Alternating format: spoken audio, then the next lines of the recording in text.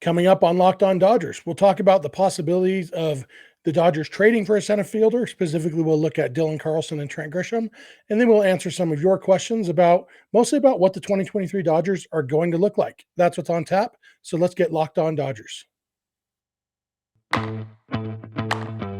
You are Locked On Dodgers, your daily Los Angeles Dodgers podcast. Part of the Locked On Podcast Network, your team every day.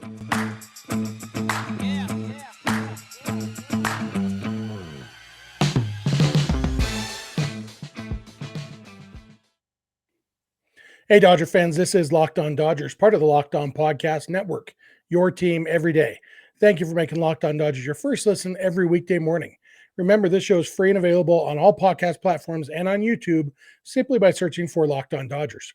Or even better, go ahead and subscribe wherever you're watching or listening right now, and then you will never miss a day because you know we're not going to. If this is your first time with us, I am Jeff Snider. That guy next to me is Vince Samperio.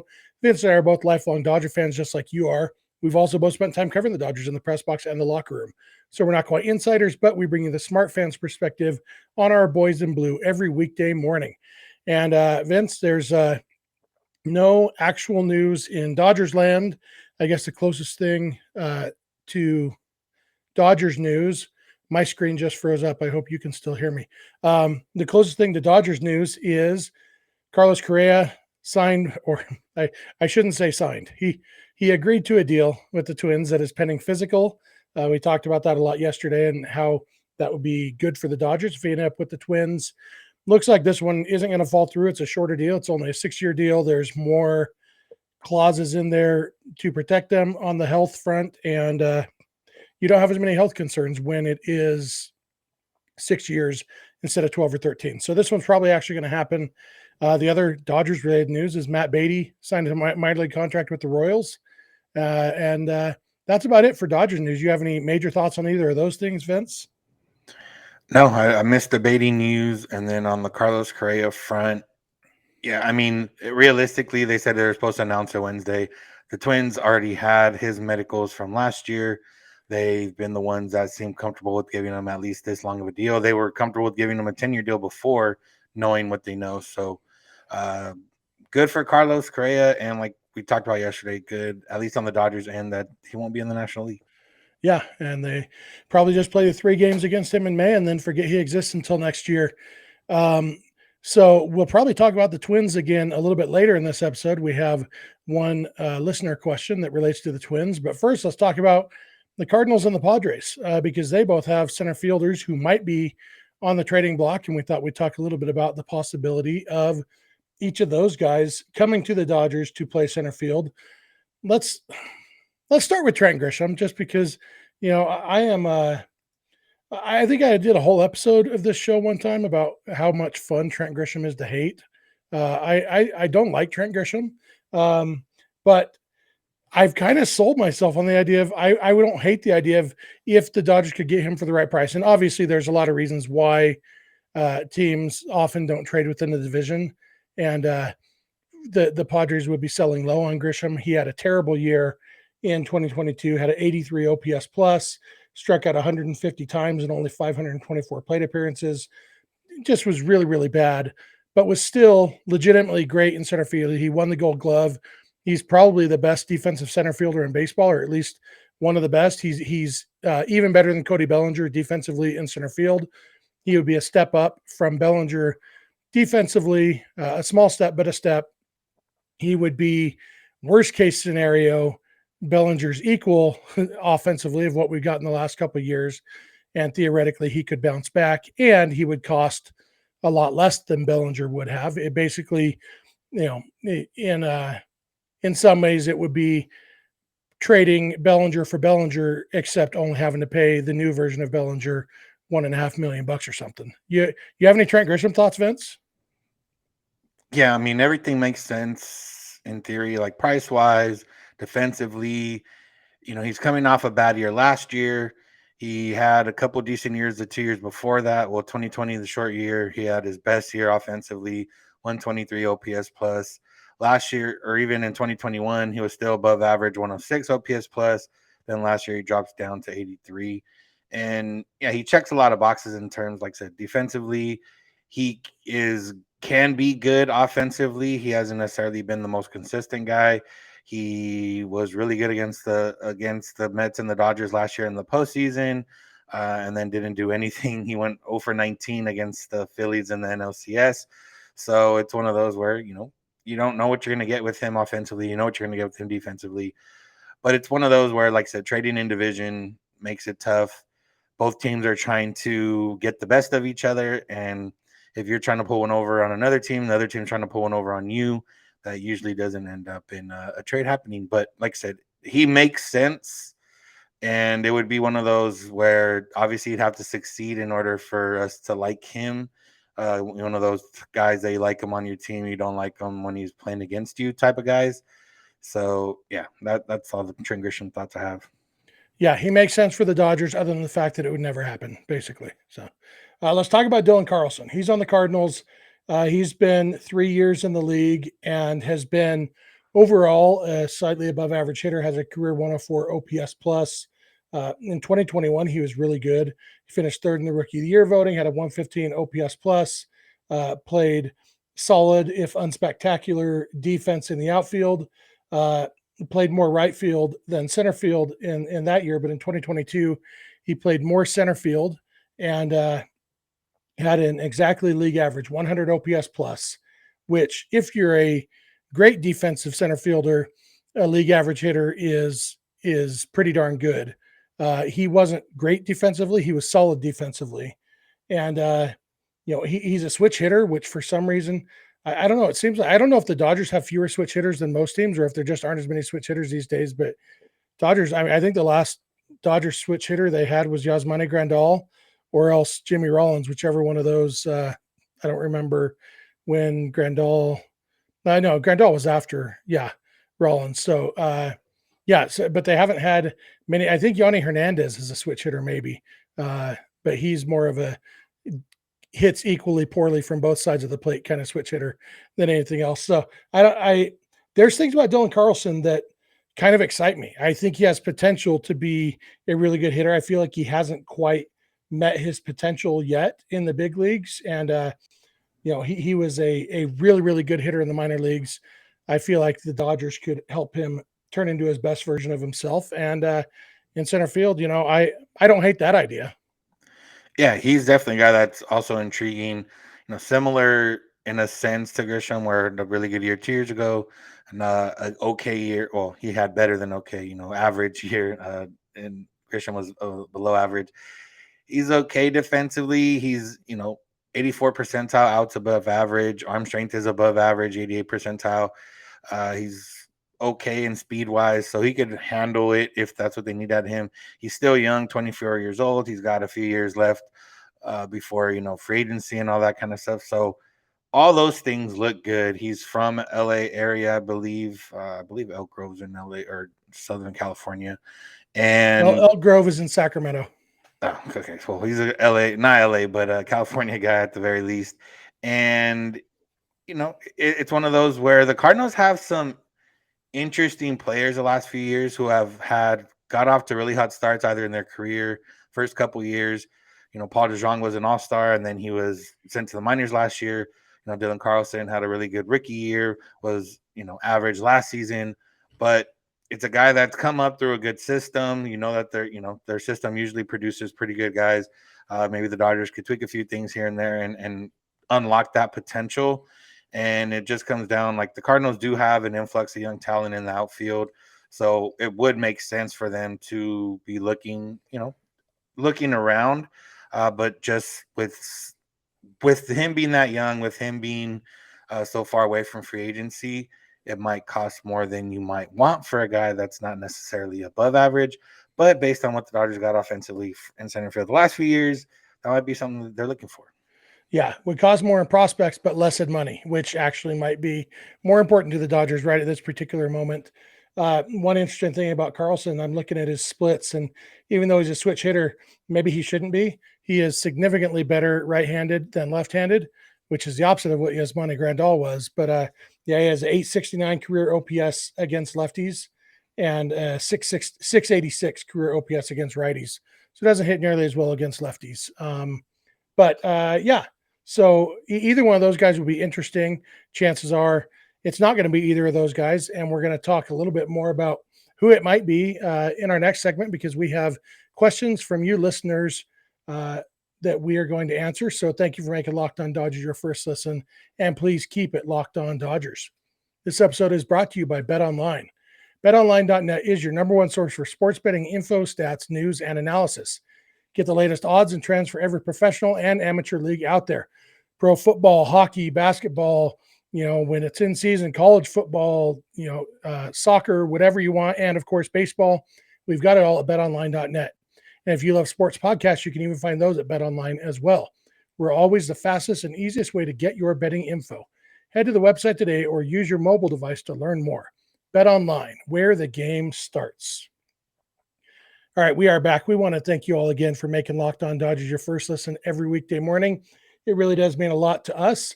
When you're done here for your second listen, check out Locked On MLB Prospects. Host Lindsey Crosby is a prospect encyclopedia, and he's going deep on the MLB stars of tomorrow.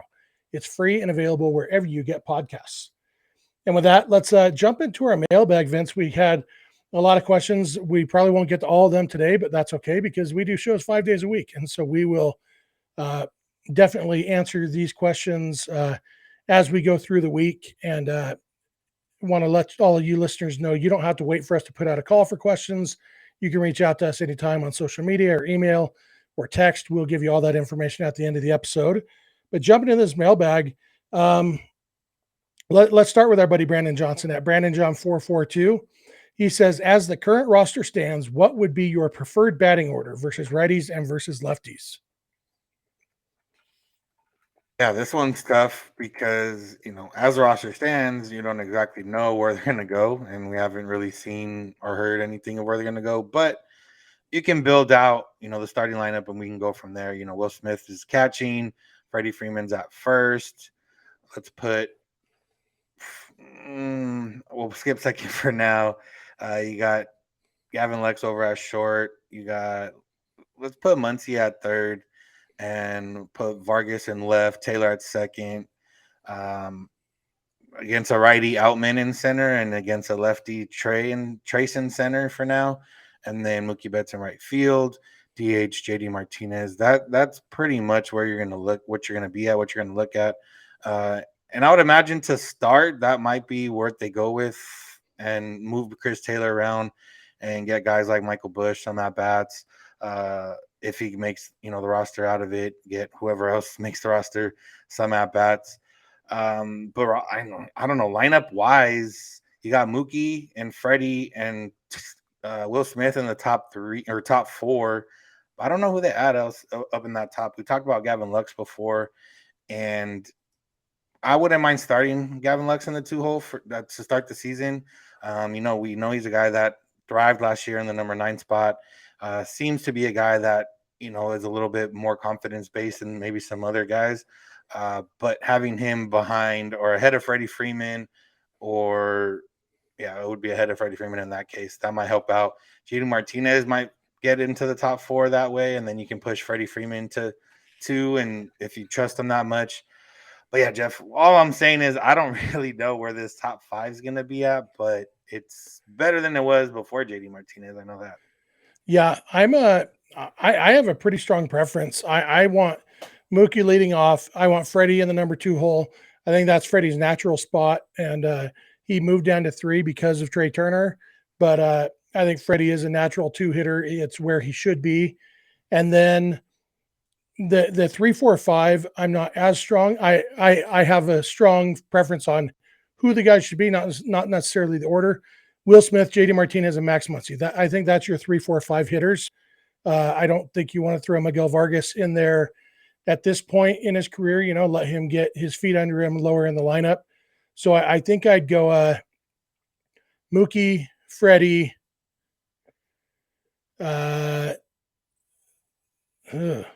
Smith, Martinez, Muncy. But yeah, I could see, if they want to split up the righties and lefties, maybe you go JD batting 3rd and then Muncy 4th and Smith 5th. A lot of different ways you could mix that up, but that's my top 5.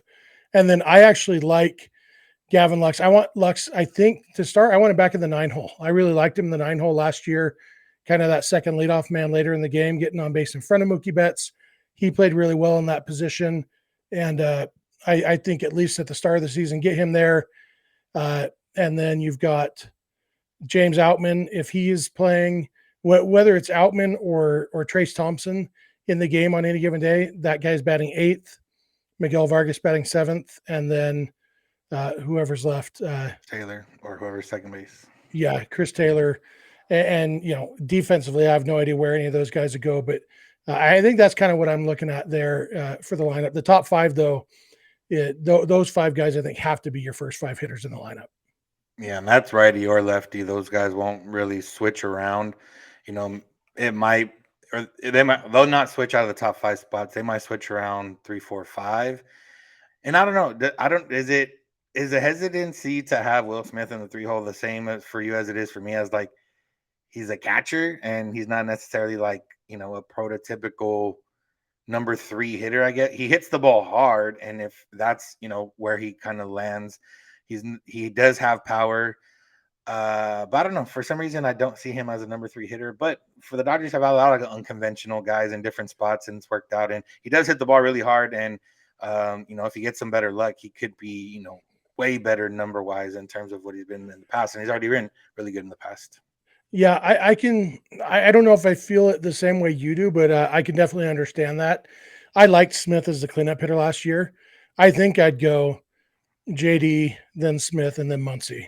And if Muncy forces his way up in the order and you swap him and JD Martinez, that's fine too. But I don't think it's really a problem having a guy like Muncy batting 5th who can kind of kick off the bottom half of the order. And it has potential to be a deep lineup if these guys are hitting. If Muncy and Chris Taylor both bounce back the way we're hoping they will, if Gavin Lux hits the way he did before he got injured last year, before the neck injury, then really the question marks are Vargas and Outman / Thompson. And all 3 of those guys have shown they can hit. So. Yeah, and I think really the only platoon as of now with the guys that we just mentioned would be center field. Like I said, Chris Taylor might move around if Michael Busch makes the roster. Maybe they want him to get, early bats against righties only. And then Chris Taylor kind of fills in as they go along. But we'll see. That kind of lends itself into another question about center field, specifically from Ralph Mason at Ralph_Mason Jr. If Outman is a good to elite defensive outfielder, why isn't he talked about as the guy right now at center field? And then he went on to mention we had 2021 and 2022 version of Bellinger starting there daily. I don't know if Ralph doesn't listen to the podcast or not, but at least on this podcast, we've been talking about Outman as, maybe not the guy, but the guy that's currently on the roster as being a guy that can play center field for the Dodgers. Yeah, and I think I don't think I would put him anywhere near elite defensively. I don't know for sure, but I think Outman is expected to be a good defensive center fielder. I don't think he's going to be as good defensively as Bellinger was. I think he's probably a little bit better than Trace Thompson is, and that's a perfectly reasonable. That we were talking about Dylan Carlson. I think Outman is at least Dylan Carlson level defensively. And for me, the bigger question mark about Outman is about his offense. And yeah, we have had, a black hole of offense in center field the last 2 years. But if you remember right, we weren't very happy about that. And so I don't think the Dodgers want to jump back into, I don't think they're looking for just better than Bellinger was last year, because that's way too low a bar for a team that plans on winning the World Series. And so for Outman, I think the big question is, can he hit big league pitching consistently? He had a really hot start to his major league career, but that also included striking out in nearly half of his plate appearances. He still has a 1,000 career BABIP because every time he's put the ball in play, it has been a hit. Every time he's gotten out, it's been a strikeout. And that's not a sustainable method. Nobody ever has a 1,000 BABIP. And so he's going to have to hit the ball better. And I think that is a question mark that we're not going to know the answer to until at least a month or 2 into the season. And that's why people aren't ready to crown James Outman the center fielder, because we don't have any idea how well he's going to hit. And there are some people have said his defense is better suited to left field. I don't know that I buy that necessarily. I think he can be a legit defensive center fielder, but he's going to have to hit. Yeah, and that's what it comes down to. And like I said, as of now on the roster, him and Trace would be those center fielders unless they want to give it to Chris Taylor on an everyday basis. Now, there is guys with those minor league deals, Jason Hayward, Bradley Zimmer, Steven Duggar, I guess, could outperform them in spring training or surprise in spring training and make the roster and kind of take that role. But yeah, I do think as of now, it seems like he's going to get the runway. All the talk and everything that we've heard is the Dodgers are looking for an outfielder, specifically one that can play center field. But as the days go on, it looks more like James Outman at the moment. But as we know, this can change very quickly with just one trade or signing. Yeah, absolutely. We're going to come back in a minute. We have a few more questions from you guys to answer. So thanks again for making us your first listen, and please keep it locked on Dodgers. We are back. We want to thank you again for making us your first listen every weekday morning. It means a lot to us. If you're watching on YouTube, we'd love to hear from you in the comments section. If you're listening on the podcast, we'd love to hear from you on social media or email or text or whatever. We will give you all that contact info at the end, as we always do, in case you haven't already memorized it. But let's jump back into the mailbag, and let's go to Dave Schilling at Dave_Schilling. And he asks, who is the Dodgers closer? Yeah, this is a good question. And if you had to pick someone who's going to close out, let's just say the first game of the season, I guess it's going to be matchup based, but let's just say if you had to pick somebody, I would say it's Evan Phillips right now. He is the Dodgers' best reliever, and that doesn't necessarily mean he's going to be the closer for them, but it would mean that in a perfect world, let's just say the starter goes 7 innings and then you have 3-0 lead and there's bottom of the order coming up in the 8th and then you need the top of the order for the 9th. Then you got Evan Phillips would be slated for that 9th inning. I don't know if you saw, Jeff, he was number 4 on MLB Network's top relievers, which is pretty wild to think about, especially considering he, the one good year, but relievers are volatile like that. And he was really, really, really good last year. So if you had to pick someone, that would be the guy, like best reliever. But I don't think they're going to have a set closer. I do think that could emerge as the season goes on. You would hope that somebody, I mean, maybe not hope, but you would hope that other guys can fill into roles and then someone kind of gets put into the closer role as the guy that, okay, when we need a clean inning with nobody on base, this is the guy you go to. And that might be, someone might emerge in that type of role. But I think, the best reliever right now is Evan Phillips. And if you needed 3 outs in the 9th inning and he hadn't pitched yet, that's the guy you're going to go with. Yeah, I agree he's the best reliever. I don't agree that the best reliever is the closer. And I hope that I really hope they don't name Evan Phillips the closer, because I don't want Evan Phillips pitching the 9th inning if it's not the hard part of the lineup. In that scenario you laid out, if the top of the order is coming up in the 8th inning, that's when I want Evan Phillips in the game. With the toughest inning, that's when I want Evan Phillips doing it. And last year the Dodgers had a lot of different guys. I think they had 12 different guys who had at least one save. That was more by necessity because their closer usually was instead a guy who carried a box of lighter fluid or a can of lighter fluid and a box of matches. That seemed to be Craig Kimbrell's role last year. And so they had to use other guys. And they used a lot of them. For me, if the Dodgers were to name a closer, I want it to be Daniel Hudson, because Hudson has experience closing, and he's a guy coming off injury at his age. Everything combines to Hudson might benefit more from a defined role like that, of knowing no matter what happens in this game, I'm not going to pitch before the 9th inning, because sometimes a guy like Phillips or, a fireman like that, whose job is to put out fires, might have to warm up a couple times in a game before he gets in the game because a guy gets out of a jam or whatever. Or sometimes warms up 3 times and never gets in the game because they get out of the jam. And then, you end up, okay, well, we can't use this guy now. I think Hudson could benefit from knowing I'm never going to pitch before the 9th inning. And so make him the closer. And then you can have Phillips and Almonte and Gratterall and Vesia playing matchups in the other late innings of the game and go that way. Evan Phillips, I am fine with him getting saves if the ninth inning is the hardest inning. But I want all 65 of Evan Phillips's appearances to be high leverage appearances. And the closer, facing the 6, 7, 8 hitters with a 3-run lead is a waste of Evan Phillips. Yeah, that's what I said. Yeah. Yeah. All right, just checking. Yeah. Yeah. All right, cool. Next question. We'll talk about this one because this one's more relevant, or it's more time based.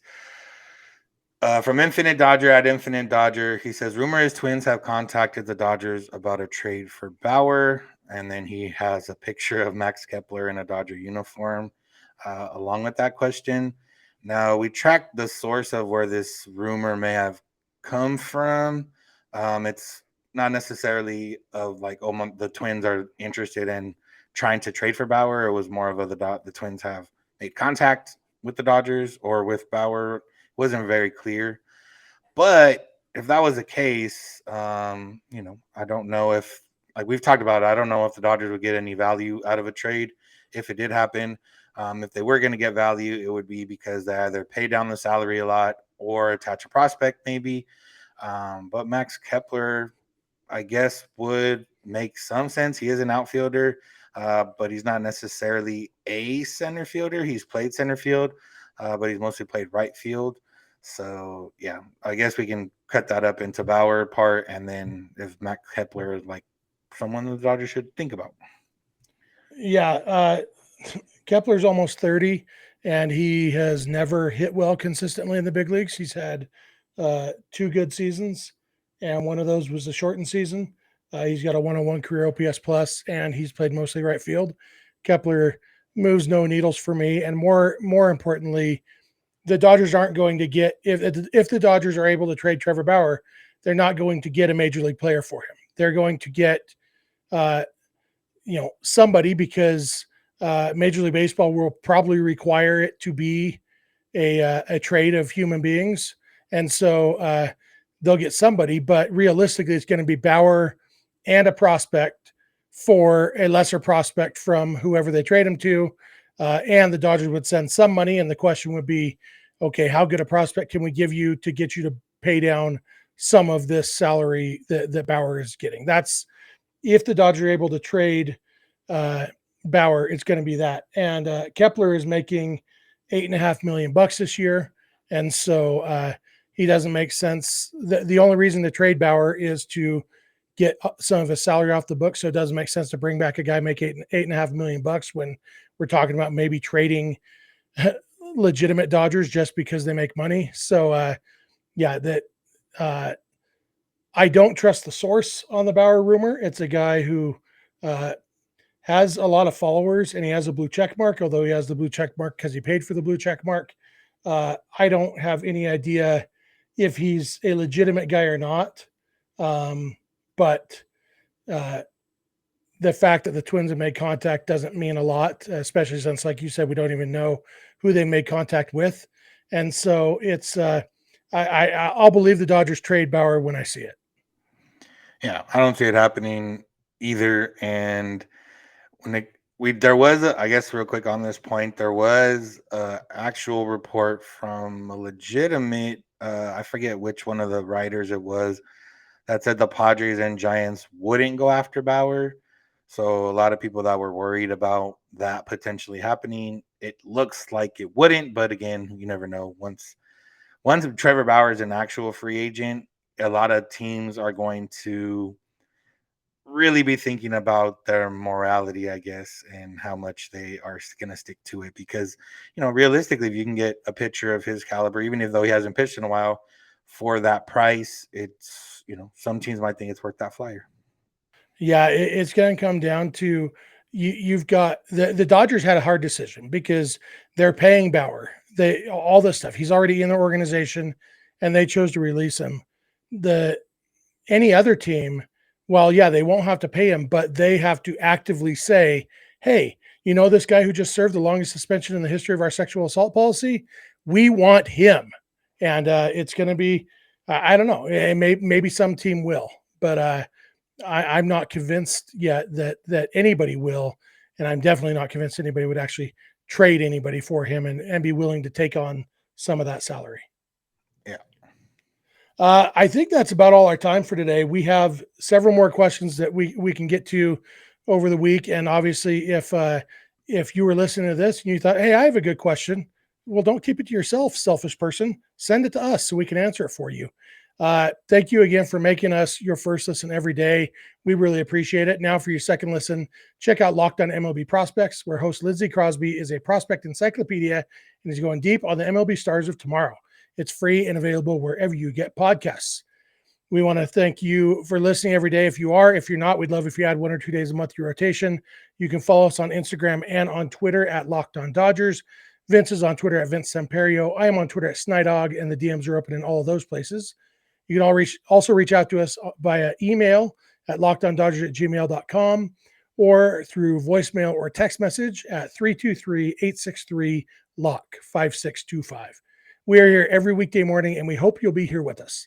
When you get in your car or sit on your couch, tell your smart device to play podcast Locked On Dodgers. And remember, you don't have to agree. You just have to listen. We'll talk to you tomorrow. Have a good one.